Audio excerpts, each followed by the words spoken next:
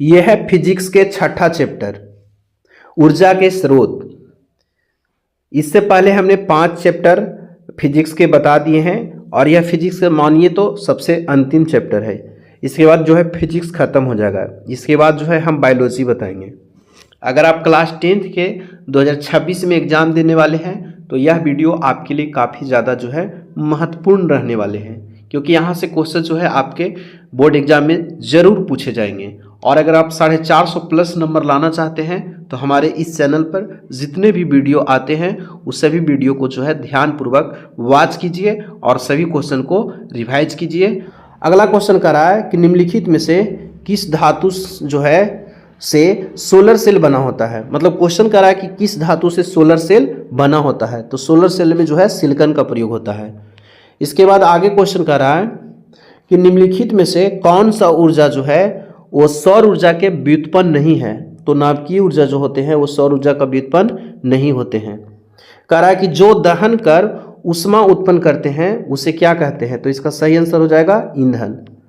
आगे है कि जीवाश्म ईंधन की ऊर्जा का वास्तविक स्रोत क्या है, तो इनमें से कोई नहीं।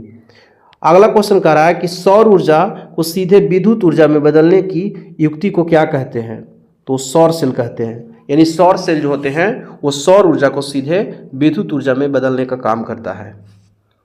अगला क्वेश्चन है कि अनवीकरणीय ऊर्जा कौन है, तो कोयला से जो प्राप्त ऊर्जा होती है उसी को जो है अनवीकरणीय ऊर्जा कहते हैं। अगला क्वेश्चन है कि नरौरा नाभिकीय विद्युत संयंत्र किस राज्य में स्थित है, तो इसका राइट आंसर हो जाएगा महाराष्ट्र में स्थित है। कह रहा है कि प्रकृति में पृथ्वी पर ऊर्जा का मुख्य स्रोत क्या है, तो ऊर्जा का मुख्य स्रोत जो है आपका वो सूर्य हो जाएगा। अगला क्वेश्चन कह रहा है कि ईंधन है, मतलब इसमें ईंधन कौन है, तो सीएनजी, एलपीजी, लकड़ी, ये इनमें से सभी जो है ईंधन है। तीनों के तीनों जो है ईंधन में आएंगे। कह रहा है कि निम्नलिखित में से कौन जीवाश्म ईंधन नहीं है, तो जो बायोगैस है वो जीवाश्म ईंधन नहीं है। बाकी प्राकृतिक गैस, पेट्रोलियम और कोयला जो है जीवाश्म ईंधन में आते हैं। तो इसका राइट आंसर जो हो जाएगा ऑप्शन नंबर ए हो जाएगा बायोगैस। इसके बाद अगला क्वेश्चन कह रहा है कि जीवाश्म ईंधन का जो है उदाहरण कौन है, तो जीवाश्म ईंधन का उदाहरण जो है आपका पेट्रोलियम और कोयला है। तो इन दोनों हो जाएगा। तो इस तरह से जो है राइट आंसर ए और बी दोनों हो जाएंगे। अगला क्वेश्चन कह रहा है कि उत्तम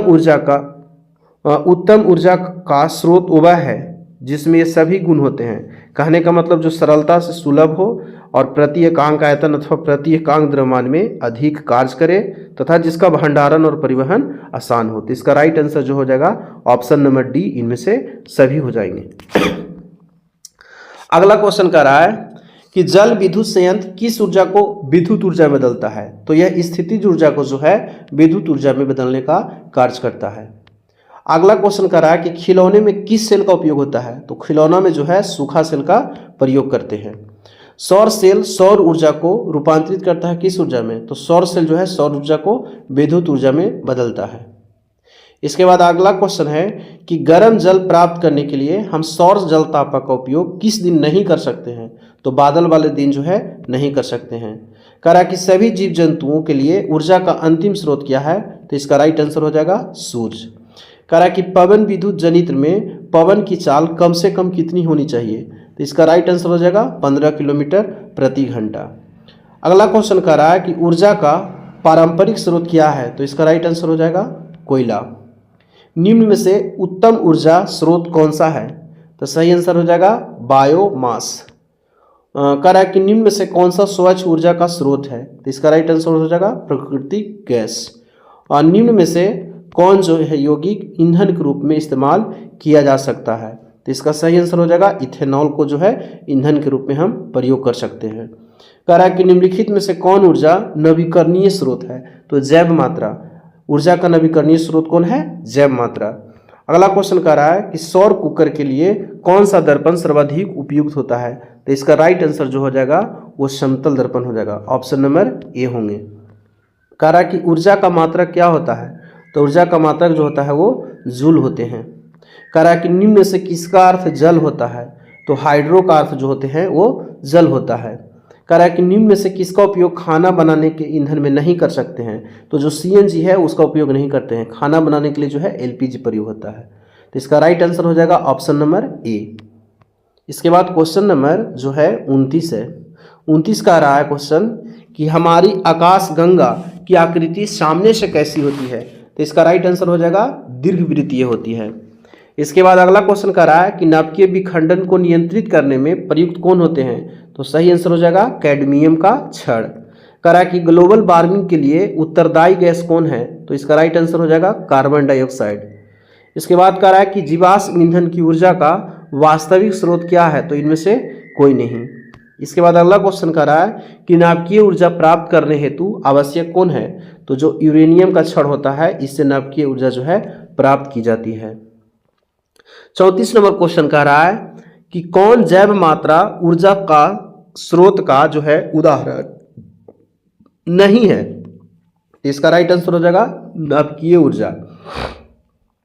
नाभिकीय ऊर्जा का मुख्य स्रोत क्या है, तो ये राइट आंसर हो जाएंगे यहाँ पे सौर ऊर्जा।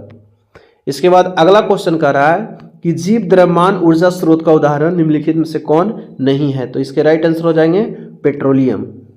कह रहा है कि निम्नलिखित में से कौन जो है बायोगैस ईंधन के स्रोत नहीं है, तो राइट आंसर हो जाएगा नाभिकीय ऊर्जा।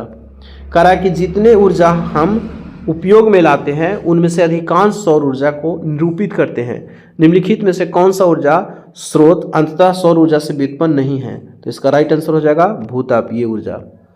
कह रहा कि सौर सेल बनाने के लिए हम उपयोग में कौन से अर्धचालक को लाएंगे, तो राइट आंसर हो जाएंगे जर्मेनियम।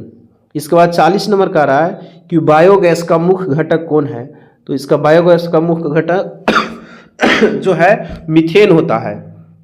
कह रहा कि जीवाश्म ईंधन को जलाने के लिए किन गैसों के ऑक्साइड को निर्मुक्त कर सकते हैं, तो कार्बन, सल्फर और नाइट्रोजन, यानी इनमें से सभी हो जाएंगे। अगला क्वेश्चन कह रहा है कि बायोगैस का मुख्य अवयव क्या होता है, तो CH4 यानी मीथेन जो होते हैं वो बायोगैस के मुख्य अवयव होते हैं। अगला क्वेश्चन है कि कार्य करने की क्षमता को क्या कहते हैं, तो इसका राइट आंसर हो जाएगा ऊर्जा। इसके बाद है कि सौर सेलों के निर्माण के लिए उपयोग में किए जाने वाले जो तत्व हैं वो कौन है, तो सिलिकॉन है। इसके बाद लास्ट क्वेश्चन इस चैप्टर से है कि लगभग 4 स्क्वायर प्रति मीटर साइज के एक सौर सेल का विभवांतर होता है, तो 0.4 से लेकर 0.5 वोल्ट तक। तो इस तरह से इस फिजिक्स के लास्ट चैप्टर में जो है 45 क्वेश्चन था जो हमने बता दिया और आपका फिजिक्स खत्म हो गया। इसके बाद हम अगला वीडियो में बायोलॉजी के फर्स्ट चैप्टर से जो है शुरू करेंगे। तो चलिए, वीडियो को पूरा देखने के लिए बहुत बहुत धन्यवाद।